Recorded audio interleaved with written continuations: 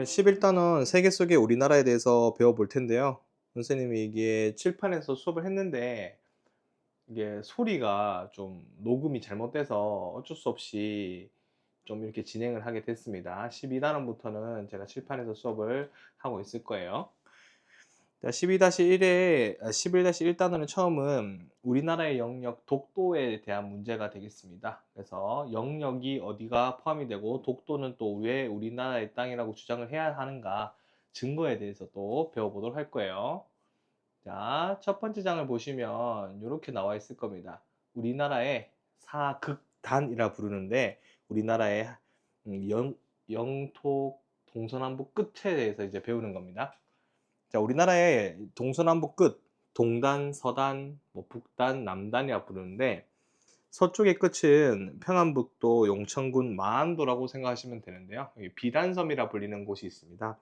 여기는 우리나라의 서쪽 끝 서단이라고 생각하시면 될 것 같고요. 자, 오른쪽에 함경북도 온성군 유원진이라는 곳이 있는데 여기는 우리나라의 북쪽 끝 북단이라고 생각해 두시면 되겠습니다. 그 다음 동쪽 끝은 당연히 우리나라의 영원한 영토인 울릉군 독도가 되겠습니다.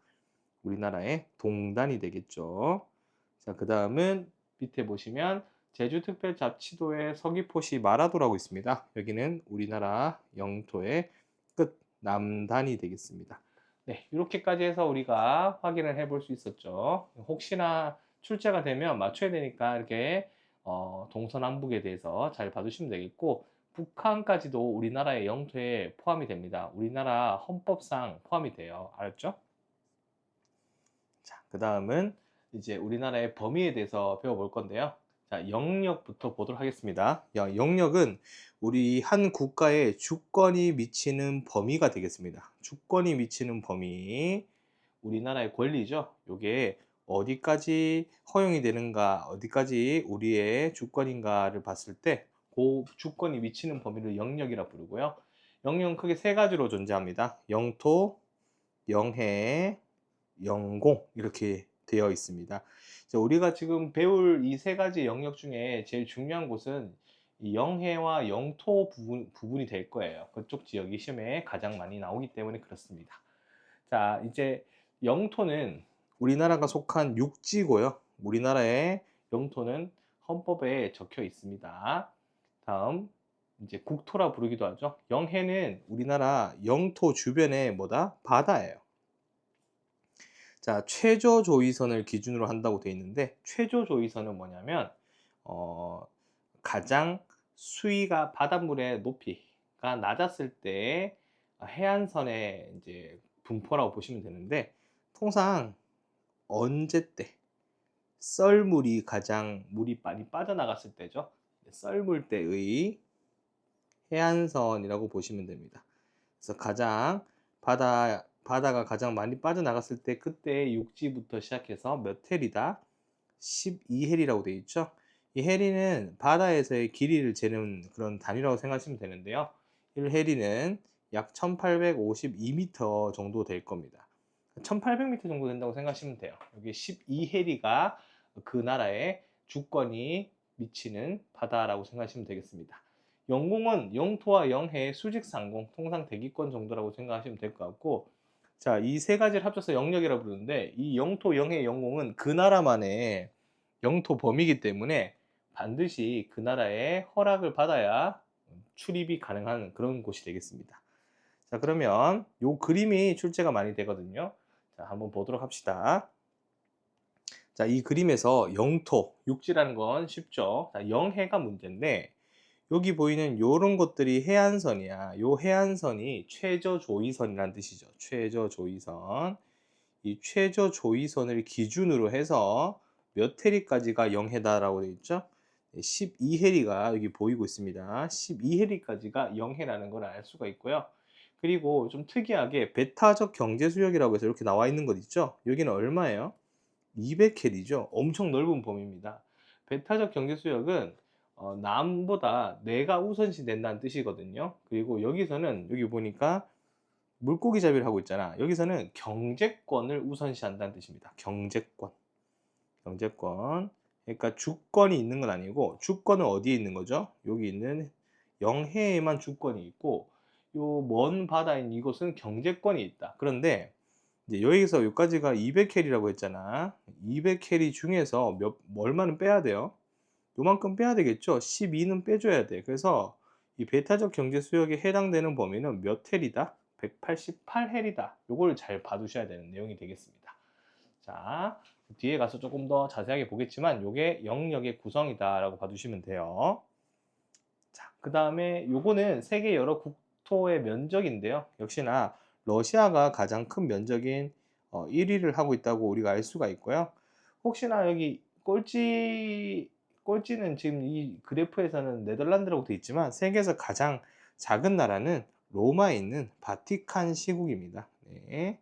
이 바티칸 시국이 가장 영토가 작은 나라라고 생각을 하시면 상식적으로 문제 출제가 된다도 풀 수 있을 겁니다.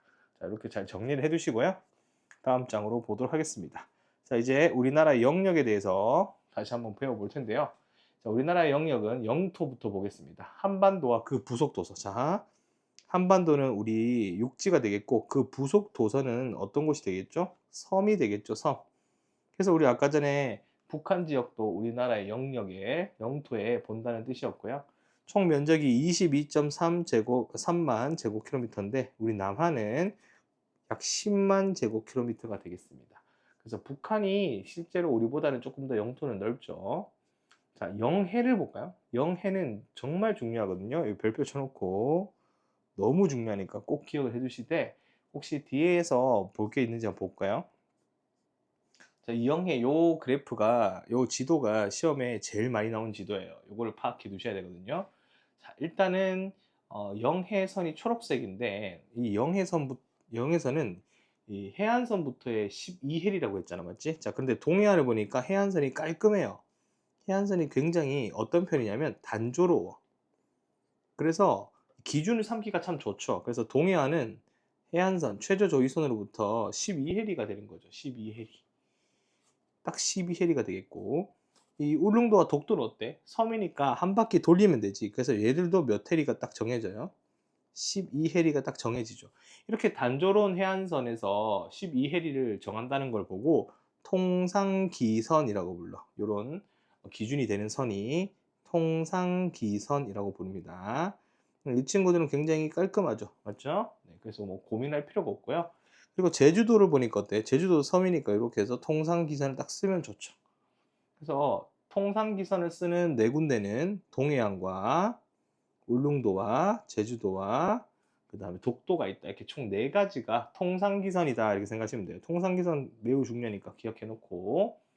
자, 두 번째는 직선기선이거든요. 자, 직선기선은 서해안과 남해안을 보시면 우리가 섬이 엄청 많아. 뭐 소령도부터 시작해서 뭐 홍도, 여기 뭐 거문도 많죠. 그래서 우리가 이 직선을 가상으로 그었습니다. 가장 외곽에 있는 섬을 가상으로 이제 그어서 임의로 선을 만들었는데 이게 무슨 기선이다. 직선기선이에요. 그래서 직선기선으로부터 몇 헬이 12헬이라고 생각을 하시면 되겠죠. 네, 그래서 이쪽 지역은 직선기선인데 서해안과 남해안이라고 생각하시면 되겠고요. 그리고 우리가 뭐 이거는 뭐 특이한 상이지만 우리가 서해안에서 땅을 넓히는 간척 사업이란 걸 많이 하거든.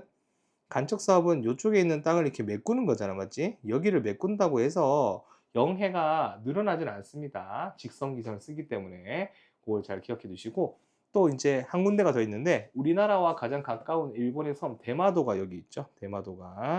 대마도하고 부산은 굉장히 가까운 곳이라서 12헬이라고 하면 겹쳐요, 영해가. 그래서 서로 협정을 맺어서 직선기선으로 기준으로 3해리로 규정을 정해 두었습니다. 그래서 직선기선 3해리라는 것을 잘 기억을 해 두시면 좋을 것 같아요. 이렇게 정리해 두시면 되겠네요. 자, 그 다음은 다시 앞쪽으로 가서 그래서 영해를 마지막으로 한번 정리를 해볼까요? 자, 영해는 동해안, 제주도, 울릉도, 독도는 무슨 기선을 쓴다? 통상기선을 쓴다라는 거 포인트고요. 몇 헬이다? 12헬이가 포인트였습니다. 이걸 잘 기억해 두고 자, 서해안과 남해안은 무슨 기선을 쓴다? 직선 기선을 쓴다. 직선 기선으로부터 몇 헬이었다? 10헬이었다. 뭐 어렵지 않죠? 자, 그 다음에 일본과 가까운 지역인 대한해협, 여기가 대마도와 부산 지점이죠. 이쪽 지역은 3해리를 쓰는데 무슨 기선을 쓴다? 마찬가지로 직선 기선을 쓴다. 이렇게 정리를 하고 넘어가시면 됩니다. 자, 이 영토와 영해의 하늘, 그 수직 상공을 보고 뭐라 부른다? 영공이라고 부른다. 이렇게 생각하시면 되겠네요. 자, 그러면 우리나라 영해까지 다 수업이 끝났고 뒤에 이번에는 배타적 경제 수역에 대해서 배워보도록 하겠습니다. 자, 아까 전에 설명을 다 했는데요. 기선에서부터 몇 해리 지점입니다. 200해리 지점에서 뭘 빼야 돼요? 0해를 제외해야 됩니다. 그래서 마이너스 12를 해줘야지 전체 188해리가 어디에 해당된다? 배타적 경제수역에 해당이 되고요. 여기는 말 그대로 경제수역이기 때문에 가장 가까운 바다를 가진 나라인 연안국이 어업활동과 천연자원의 탐사, 개발, 이용, 관리 등 무슨적 권리가 보장이 된다? 경제적 권리가 보장이 된다고 되어 있죠. 그래서 경제권만 우선으로 가집니다. 경제권. 그래서 여기는 주권이 있는 건 아니죠. 그래서 다른 나라가 이 바다를 지나가도 상관없어요. 그래서 이쪽 지역의 다른 국가의 뭐가 가능하다? 선박과 항공기 등은 자유롭게 통행이 가능하다는 걸 꼭 기억을 해 주셔야 되겠습니다. 단, 비교했을 때 영역은 불가능합니다. 영역은 다른 나라가 자기들 마음대로 지나가는 것이 불가능하고 허가를 받고 지나가야 된다는 걸 기억해 주시면 되겠고요. 자, 그리고 우리나라는 지금 중국과 일본과 굉장히 거리가 가깝잖아, 맞지? 그래서 우리나라의 배타적 경제수역은 거리가 가까워서 또 두 나라 간의 협정을 통해서 공동수역으로 지정을 하고 있습니다. 그래서 대표적으로 어떤 게 있냐면 중간수역이라고 되어 있는 부분이 있죠. 요거는 우리나라와 일본이 한일 중간수역이라는 것을 협정을 맺은 상태였고요. 그 다음에 잠정조치수역은 한국과 중국이 조약을 맺은 상태입니다. 그래서 이 중간수역은 동해 바다가 되겠고, 그 다음에 한중 잠정조치수역은 서해 바다가 되겠다. 이렇게도 정리를 해볼 수 있는 겁니다. 자, 이렇게까지 하면 배타적 경제수역까지 이제 관리가 되었고요. 이제 우리가 이제 넘어가서 우리의 땅인 독도에 대해서 배워보도록 합시다. 자, 독도는 이렇게 섬이 두 가지로 나눠져 있어요. 왼쪽이 서도고 오른쪽이 동도인데요. 동도를 보니까 이쪽에 뭔가 뭐 시설물 같은 것들이 보이죠. 동도가 서도보다 조금 덜 가파르고 완만한 편이어서 여기에 이렇게 건물이 이제 있고, 서도는 좀 깎아지른 듯이 이제 완만하지가 않고 급하죠, 경사가. 그래서 이쪽 지역은 거주하기 힘들다, 이렇게 생각하시면 되겠죠. 자, 그럼 독도부터 한번 보도록 하겠습니다. 자, 독도의 위치는 경상북도 울릉군 울릉읍 독도리, 옛날에는 이렇게 불렀는데 지금은 도로명 주소로 봤을 때는 울릉군 울릉읍 독도 안용복길, 이렇게 표현을 하고 있습니다. 독도의 위치는 경상북도에 속한다는 것도 상식적으로 우리가 봐두시면 되겠고요. 위치 특성은 우리나라 영토 중 가장 동쪽에 있습니다. 동단이었죠, 동단. 그리고 이제 지도로 봤을 때는 울릉도에서 독도는 이 시야가 되기 때문에 한 번에 보이지만, 일본에서 가장 가까운 섬인 오키섬에서는 독도가 보이지 않습니다. 보이지 않는다는 것은 고대 시대 때는 이 일본에서 독도를 인지하는 게 쉽지 않았을 것이다 라고 우리가 이야기해 볼 수 있겠죠. 자, 그 다음은 다양한 가치를 지닌 독도가 되겠습니다. 자, 독도는 여러 가지 가치가 있는데 크게 이제 세 가지 가치가 있는데, 그보다 먼저 이제 일단 어떻게 형성이 되었는지부터 보도록 할게요. 자, 독도의 지형은 해저에서 분출한 용암이 굳어져 형성된 화산섬입니다. 해저 화산섬이에요. 그래서 굳어져서 하늘 위로 올라와 있는 거죠. 자, 거대한 화산체가 바다에 잠겨 있고 그중 일부가 수면 위로 올라와 있는 상태예요. 예를 들어서 뭐 바다가 이렇게 있다면 이 독도는 이렇게 이제 만들어져 있다는 뜻이 되겠죠. 이런 식으로 이렇게 나와 있다는 뜻입니다. 이렇게 밖에 나와 있는 부분이 섬처럼 형성이 되어 있는 거고, 거대한 화산체는 바다 밑에 이제 깔려 있다라고 생각하시면 되겠죠. 대부분 해안이 급경사로 거주 환경이 불리하지만 현재 우리나라에서는 많은 사람들이 직접 거기 건너가서 살고 있죠. 특히 독도 수비대원을 포함해서 약 25명 정도의 사람들이 거주를 하고 있습니다. 자, 기후는 난류의 영향을 많이 받는다고 돼 있죠. 난류의 영향 많이 받고 대륙성 기후가 아닌 해양성 기후예요. 그래서 비교적 온난한 편이고, 왜 난류의 영향을 받으니까 따뜻한 편이고, 그 다음에 연중 비와 눈이 많이 내리기 때문에 강수량이 많고, 계절 차이가 거의 없다고 보시면 돼요. 계절별 강수량의 차이는 거의 없다. 그래서 겨울에도 눈이 많이 내리기 때문에 그렇습니다. 이것도 우리가 잘 기억을 해줘야 되겠고요. 주변이 전부 다 바다니까 일정하게 습기, 그 수증기를 공급받는다고 생각하시면 될 것 같아요. 아셨죠? 자, 이제 독도가 가진 가치, 세 가지의 가치가 있습니다. 첫 번째는 영역적 가치인데, 아까 영역으로 봤을 때 영토였죠. 우리나라의 동쪽 끝에 있기 때문에 배타적 경제 수역 설정에 굉장히 큰 영향을 줍니다. 독도로부터 또 200캐리가 우리나라의 배타적 경제 수역이 될 수 있고, 또 독도는 우리나라의 영역이기 때문에 영해로서의 가치도 많이 가지죠.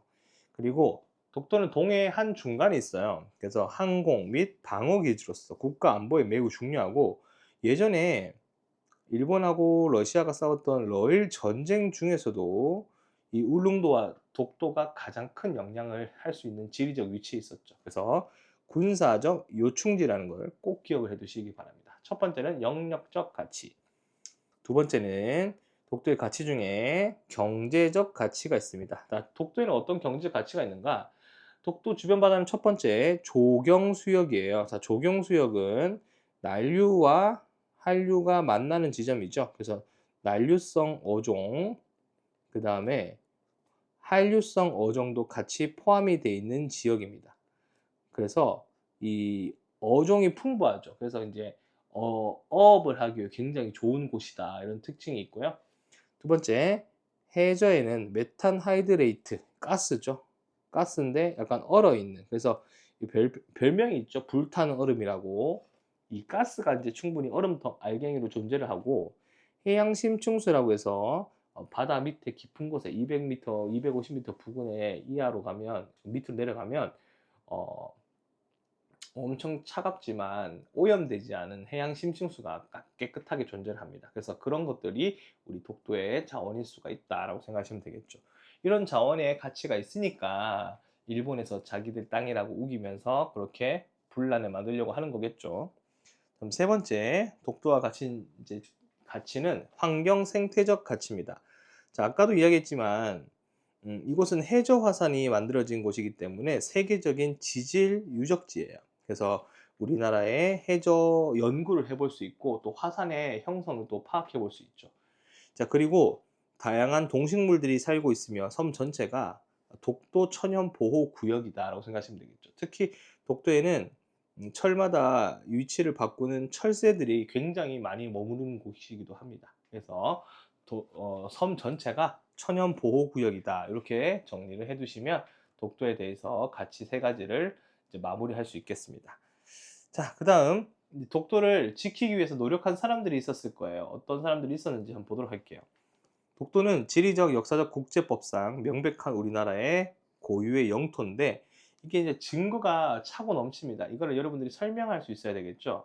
그래서 일본으로부터 직접 일본에 건너가서 독도하고 울릉도가 조선의 땅임을 확인받고 온 안용복 어부 선생님이 있었고, 맞죠?